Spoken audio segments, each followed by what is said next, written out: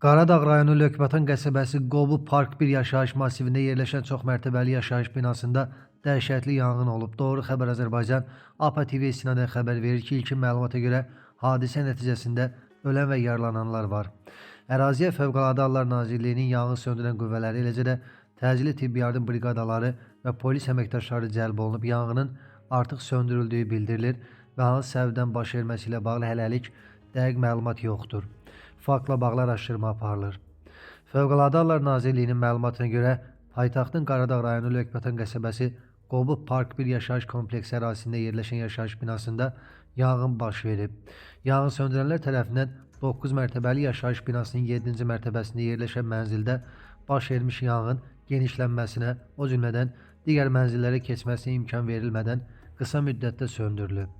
Yanğın nəticəsində ümumi sahəsi 45 kvadrat metr olan 2 otaqlı mənzilin mətbəxinin və dəhlizinin yanar konstruksiyaları 13 kvadrat metr sahədə yanıb. Yanğın zamanı 4 nəfər həlak olub.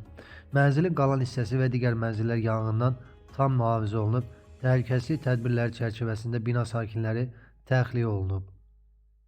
Baş Prokurorluqda baş vermiş yanğınla bağlı məlumat yayıb. Bildirilib ki, yanğının baş vermə səbəbinin müəyyən olması istiqamətində müvafiq istintaq hərəkətləri keçirilməklə ekspertizalar təyin edilib.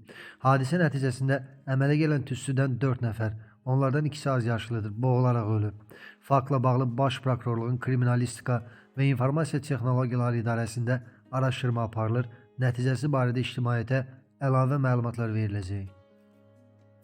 Tibbi ərazi bölmələrini idarə etmə birliyindən qeyd olunub ki, yanğınla bağlı dərhal 12 təcili tibbi yardım briqadası çağırış ünvanına cəlb olunub. Təcili tibbi yardım briqadası tərəfindən 4 nəfər qadın tüstüdən zəhərlənmə diaqnozu ilə kliniki tibbi mərkəzə çatdırılıb. Hadisə yerində 4 nəfərin həkimə qədər ölüm faktı qeydə alınıb. Kliniki tibbi mərkəzə hospitalizasiya olunan 4 nəfərdən 3-ünün vəziyyəti orta ağırdır. Bir nəfərə isə zəruri tibbi yardım göstərilib və ambulator müalicə üçün evə buraxılması nəzərdə tutulub deyə təbib açıqlayıb.